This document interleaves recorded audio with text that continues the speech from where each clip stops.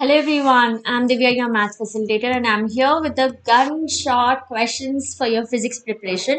So, before you watch this video, I have uploaded a 10-minute strategy video. So, ఏం చదవాలి first ఎలా చదవాలి అనేది సో ఒక్కసారి అది చూడండి ఎందుకంటే క్వశ్చన్స్ చూసే ముందు సో ఎలా మీ ప్రిపరేషన్ స్టార్ట్ చేయాలి అనే వీడియో నేను అప్లోడ్ చేశాను so please check it out so I try to pin it up here so ఆ వీడియోలో నేను చెప్పాను మీకు chapter wise gun shot questions ఇస్తాను అని and here you go these are the chapter wise gun shot questions okay so all 12 chapters are covered and I have taken care that మీకు short answers long answers separate చేసి ఇచ్చాను okay so ఎందుకంటే ర్యాండమ్గా questions ఇవ్వడం కన్నా ఏది షార్ట్కి వస్తుంది ఏది లాంగ్కి వస్తుంది ఏది డయాగ్రామ్ సో ఇవన్నీ కూడా నేను స్పెసిఫిక్గా మెన్షన్ చేశాను మీకు సో ఇది కాకుండా మీకు 100 పార్ట్ బి క్వశ్చన్స్ కూడా ఇస్తున్నాను అండ్ అది కాకుండా మీకు ఆల్రెడీ ఆ వీడియోలో అడిగాను మీకు problems diagrams and experiments so ఈ లిస్ట్ కావాలి ఏ చాప్టర్స్లో ఉన్నాయి మీకు లిస్ట్ కావాలి అంటే డెఫినెట్గా నాకు కామెంట్స్ చెప్పండి అని okay so this is about that and let start the questions so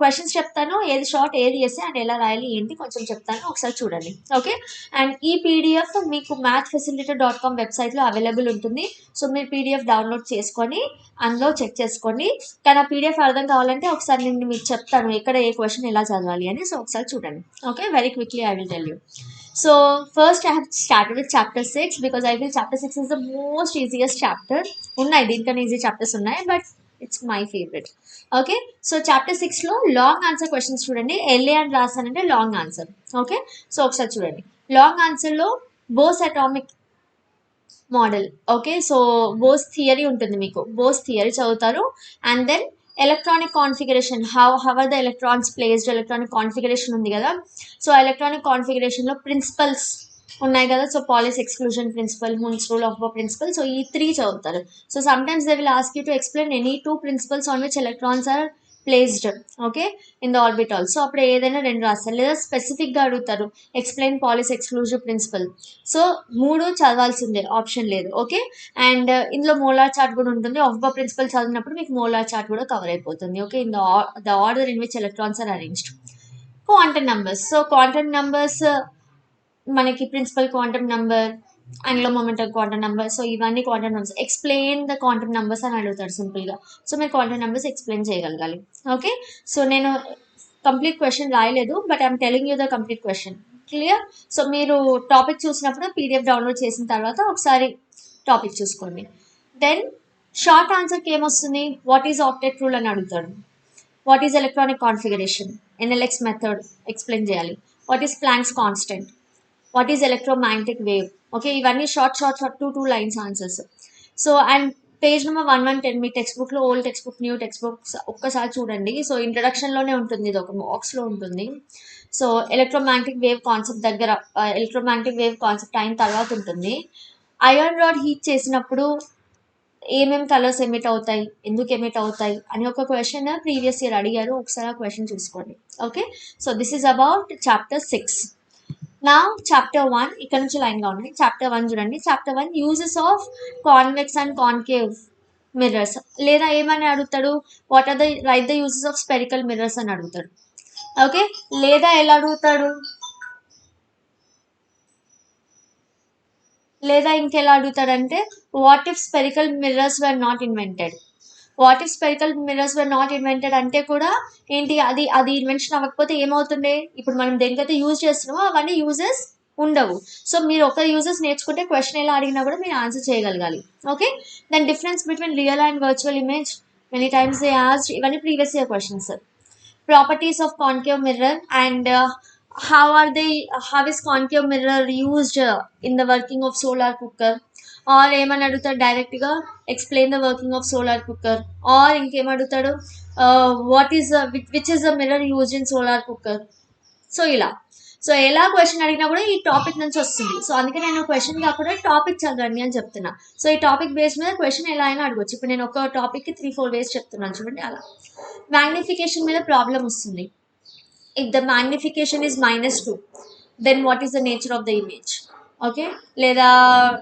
what is the relation between the size of the image and the object ఇలా అడుగుతాడు మ్యాగ్నిఫికేషన్ ఇచ్చి ఓకే ఆర్ ఎల్స్ డైరెక్ట్గా ఏం అడగచ్చు what is magnification what is the formula for magnification ఇలా అడగచ్చు లేదా v value u value ఇచ్చి నా find the magnification for this, లేదా H0 ఇచ్చి find the magnification for this ఇలా అడుగుతాడు. Okay, then next problems based on mirror formula also you have to learn. Okay, magnification based మీద పెద్దగా మీకు solve చేయడానికి ఏం లేదు, సింపుల్ ఫార్ములా కదా. లేదా మ్యాగ్నిఫికేషన్ వాల్యూ ఇచ్చి what is the nature of the image అని అడగొచ్చు. అండ్ నెక్స్ట్ ఏమున్నాయి, problems based on mirror formula ఉంది. ఇక్కడ లాంగ్ ఆన్సర్స్కి వచ్చేసి మీరు ల్యాబ్ యాక్టివిటీ చదువుతారు. Lab activity, first lab activity ఉంది చూడండి, మిర్రర్ది. ఓకే, ఈ ల్యాబ్ యాక్టివిటీ దీనికి కనెక్ట్ అవుతుంది. సో యాక్చువల్లీ మనం ఈ ఫార్ములా డిరైవ్ చేస్తాం అక్కడ. సో ఈ lab activity, okay, how do you experimentally prove find the focal length అంటే ల్యాబ్ యాక్టివిటీ రాస్తారు. Okay, and ray diagrams most important. Ray diagrams maximum అడుగుతారు. ఓకే, అండ్ మీకు స్ట్రాటజీ వీడియోలో కూడా చెప్పాను ఏ డయాగ్రామ్స్ ఎందుకు చదవాలి, ఎంత ఇంపార్టెంట్ అనేది. Next chapter 2 short answers.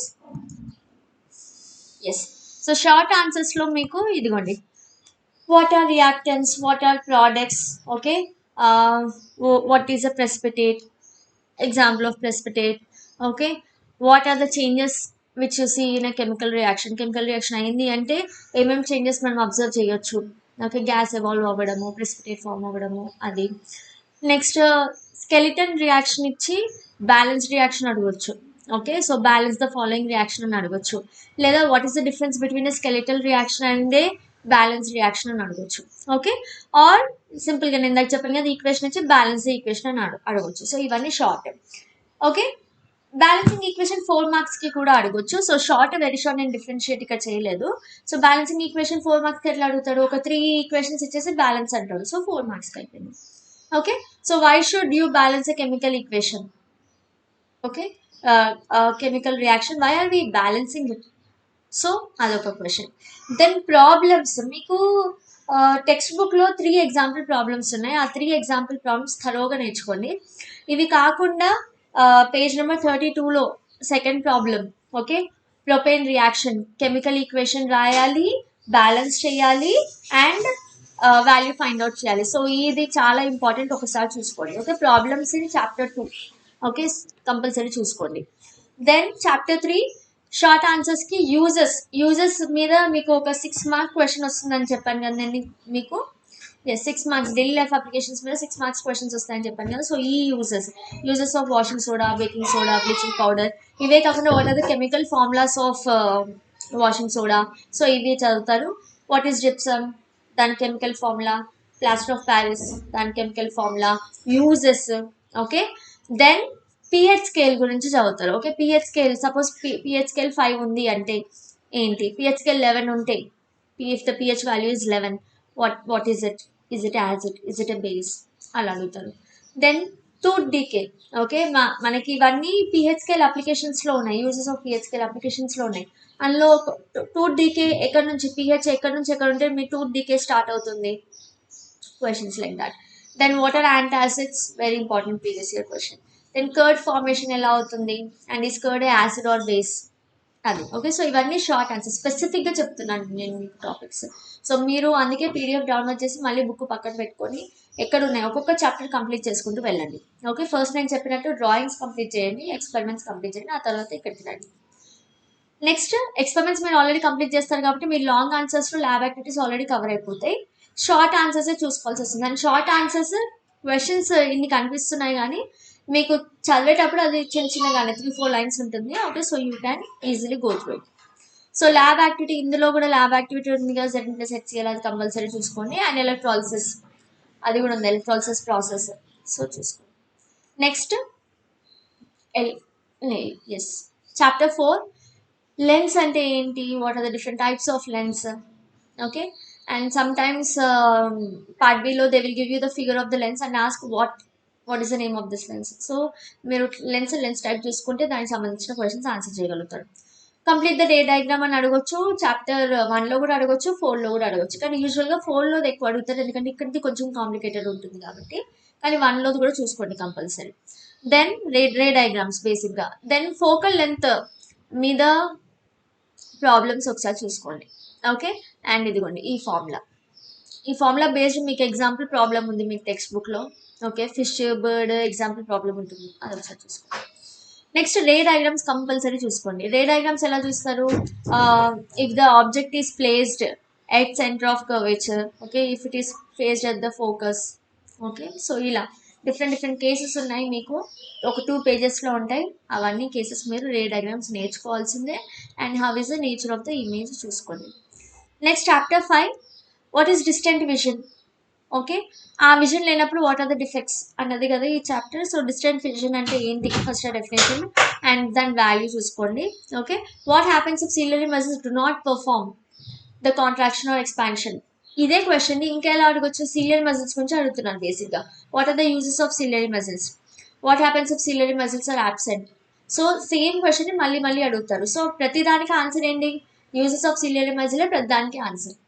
Okay, మీరు ఎలా రాస్తారు క్వశ్చన్ లోంచి? What happens if ciliary muscles are absent అంటే if ciliary muscles are absent, okay, we will not able to adjust the focal length of the lens. Okay, so ఇలా question లోంచి answer మీరు రాయాలి. ఒక క్వశ్చన్ ఒక line రాసి మీ answer రాయాలి.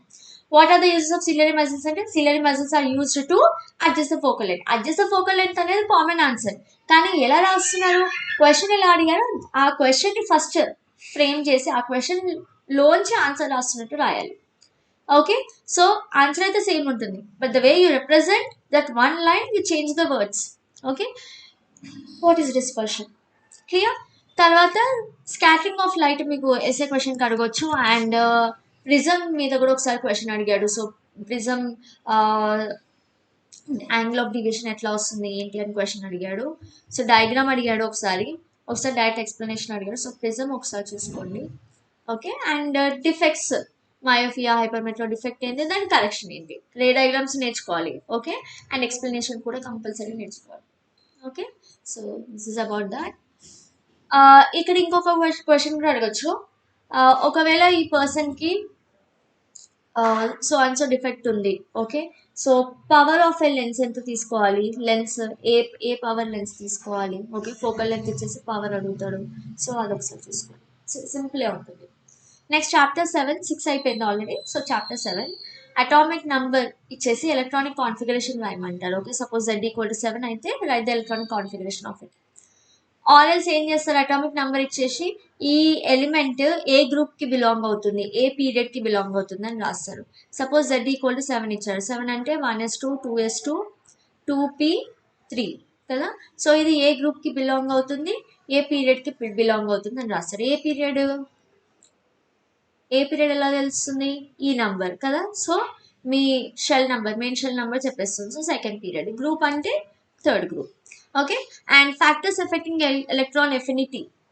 ఓకే, ఎలక్ట్రాన్ ఎఫినిటీ ఫ్యాక్టర్స్ ఇదిగోండి, ఫ్యాక్టర్స్ ఎఫెక్టింగ్ అయనైజేషన్ ఎనర్జీ. ఈ ఫ్యాక్టర్స్ అన్ని మీరు కలిపి చదవండి, మీకు కొంచెం కొంచెం కొంచెం అవి రిపీట్ అవుతుంటాయి టాపిక్స్. ఓకే, కొంచెం మీరు చదివేటప్పుడు అన్ని ఒక దగ్గర పెట్టుకొని కలిపి చదవండి. అండ్ రిలేట్ చేసుకుంటూ కంపేర్ చేసుకుంటూ చదవండి, అప్పుడే కన్ఫ్యూజ్ అవ్వరు. అండ్ కీవర్డ్స్ పెట్టుకోండి. ఎలక్ట్రాన్ ఎఫినిటీ ఫ్యాక్టర్స్ ఏంటి, ఓకే, అయనైజేషన్ ఎనర్జీ ఫ్యాక్టర్స్ ఏంటి, కీవర్డ్స్ పెట్టుకొని చదవండి. Then you will remember it better. Okay, next, how are the elements arranged in groups and periods? Okay, and yes, factors affecting ionization energy చెప్పాను కదా. and explain any 3 of them అంటే factor ఏంటో రాయాలి, దాని explanation రాయాలి. Okay, next chapter 8 చూసి chapter 8లో కొంచెం ఎక్కువ క్వశ్చన్స్ ఉంటాయి. సో చాప్టర్ 8 కొంచెం లెంది, కొంచెం ఎక్కువ టైం స్పేర్ చేసి మీరు చదవాల్సిందే. అండ్ కొంచెం థియరీ కూడా ఎక్కువ ఉంటుంది. So no option, you have to read. So formation of N2 molecule using VBT, valence bond theory, BF3. Okay, then boron trifluoride BF3 same ఇది using VBT, and next is using hybridization. కొంచెం డిఫరెంట్గా ఉంటాయి చూడండి. So sp2 hybridisation use చేసి BF3 molecule formation ఒకటి చూసుకోండి. Okay, VBT use చేసి. Next short answer ఒకసారి చూడండి. Oxygen molecule formation. Okay, so methane formation diagrams most importantly ఈ చాప్టర్లో చాలా డయాగ్రామ్స్ ఉంటాయి. Okay, then calcium and CaCl2. Okay, formation using Lewis dot. Oxygen చూపించడము, O2 formation. Then ionic bond అంటే ఏంటి with example, covalent bond with example, NH3 molecule formation, figure దాని figure. Okay, diagram. So HCl with Lewis dot structure, and H2O bond angle ఎందుకు అలా ఉంటుంది, and 180 degree bond angle ఏ మాలిక్యూల్లో కనిపిస్తుంది. So ఈ చాప్టర్ చాలా చాలా ఇంపార్టెంట్ అండ్ చాలా చాలా వెరైటీ ఆఫ్ క్వశ్చన్స్ ఉంటాయి. సో ఇది మాత్రం కంపల్సరీ కొంచెం ఎక్కువ టైం ఇచ్చి చూడండి. చాప్టర్ 9లో ప్రాబ్లమ్స్ చూసుకోండి. ఓకే, సో దాని తర్వాత ఫ్యూజ్.